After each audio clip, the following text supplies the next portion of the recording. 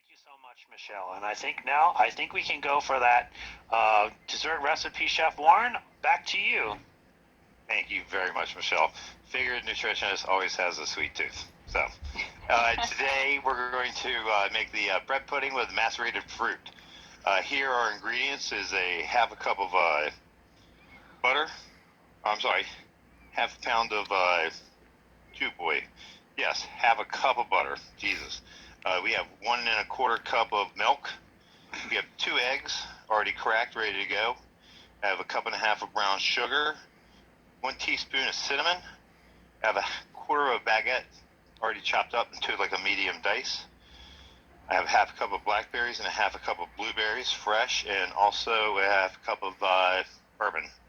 So first off, what we do is we have our milk and our butter. We're going to get it into a saute pan with a medium to a high heat. And basically what we want to do is we want to bring it up to a scald. A scald is just bring it up to a quick boil. And then once it's at that boil, we just want to take it off that heat. All we're trying to do is just bring it up there.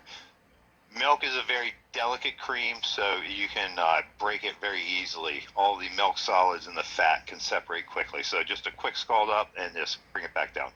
Next up, what we're going to do is we are going to flame our bourbon and make our macerated fruit. This was for you, baby. We want to baby. start off with kind of a high heat here. Once we add the liquor, we want to kind of bring that temperature down a little bit, because as it boils, we're going to flame it, and you never want anything that's going to be boiling and flaming at the same time. So just a small simmer. Once we get the pan a little hot, it's going to take just a second. So, Chef, do we have to use bourbon or can we use rum? I prefer rum. You can use any kind of liquor that has a flame point to it. And the reason why we're doing this is we're going to get the flavor out of the bourbon, but we're not going to get that astringent alcohol burn out of it. So all of the wood accents and all the different fruits that are in bourbon are in any liquor that you have. You're going to get all those flavors, but like I said, that astringentness is going to be completely removed. Now we got our pan just a little hot. I'm going to add it in there. It'll start to come to a boil really quickly. Once we get a little shimmer over there, just a little conduction in the liquid, then we just want to flame it up, and then we want to turn the heat all the way down. All we're trying to do, it's nothing that is spectacular, is we're just trying to evaporate all that alcohol off of there.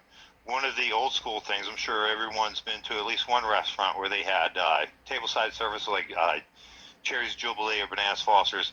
If you have a lot of guests at your house, especially over the holidays, and they're around and you're making this for them, you can take a little bit of the cinnamon and just hold your hand just over the heat so you don't burn yourself. And there you can see it catches fire, and because the cinnamon and ground is so light, it'll fly up in the air like little glitter angels going everywhere. It does make a mess, but people really do get a kick out of it. Baby. So here we have our bourbon still cooking down. So we're going to take half of our brown sugar and add it in there. Once we start adding stuff in this, it's going to start to really slow down the burning process. And now we have our berries as well right in there.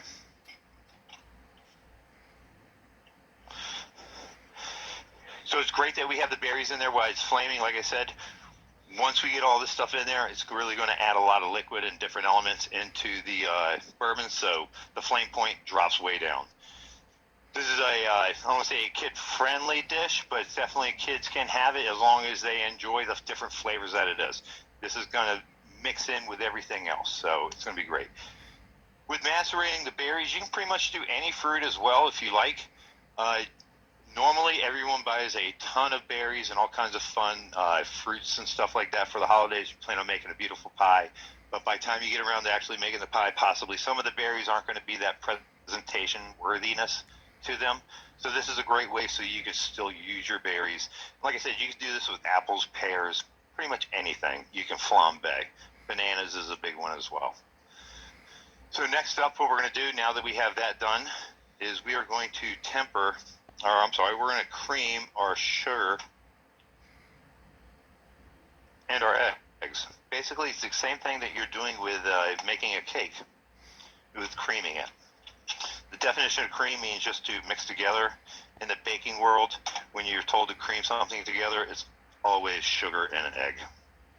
Wouldn't you agree, John? Yeah, I think that's what it means. Yes. Uh-huh.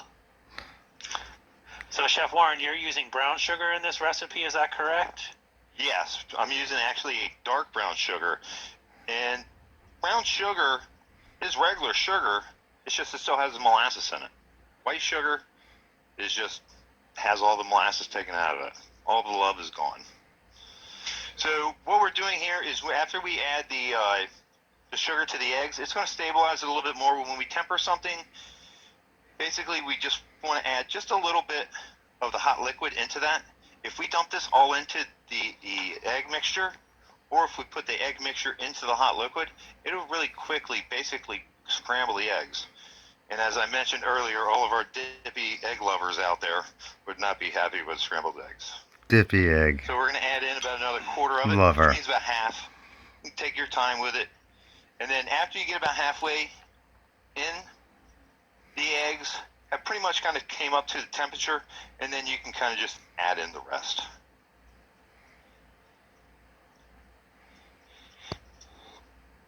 So if anybody's cooking along and if they have any questions, please feel free to shoot us a question in chat and we'll be happy to answer it.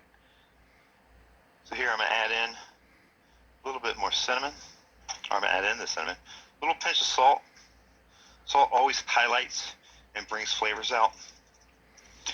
And just like with the bread pudding, or I'm sorry, not with the bread pudding, with the sweet potato hash, this can be made in any combination that you like. So I use Italian or a French baguette because I like the density of the bread. It really holds up well. Now, if I was going to use hot dog buns in this, they would sog up really quickly and you just end up with a big mushy pile. Croissants are also beautiful because they have that nice crispy outside of it, so it does have the structure, but it's still a very light and delicate bread, so you got to be very careful when you are putting it into it that you don't completely smash it together. So now that I'm going to add this in here, one of the things that you need to do is let this sit for a little bit after you have it all mixed up. The best piece of cooking equipment that you have in your kitchen, without question, Yes, is your baby. hand. So it's more ambidextrous than any knife, any spoon, any spatula, anything like that. Just as long as you keep your hands clean. I always enjoy definitely having gloves on because then you can pretty much go into anything. So as we're going to let this set for a little bit and let it soak in, you definitely want the bread to completely soak up the egg and milk mixture, just like a French toast. The last thing you want to do is have a dried piece of French toast. Before we get to that, what we're going to do is one of the things I really love to do, and it's an odd combination, although they're two extremely familiar flavors for everybody, is cinnamon and ice cream. Very few people have heard or even had cinnamon ice cream. And most times with cinnamon is also related to something that's warm. So if you have cinnamon and you have some vanilla ice cream, get your electric mixer bowl, throw some vanilla ice cream in there, a couple teaspoons of cinnamon, and just mix it up into the mixer real quick. Make sure you get it into the freezer before it starts to melt. And that's a great topping for this as well. A classic topping also is just a simple, quick powdered sugar on top of it. Before we get to that, though, I forgot to put my berries into it. How dare I? Got it all excited. So as I mix this up, Michelle, are there any other good toppings that you can think of that aren't like powdered sugar, cream, and butter for a topping for this already Oh, you gotta be shitting me. very high calorie dessert? Oh, that's my. I thought that was the Absolutely, video. Chef. So, yeah.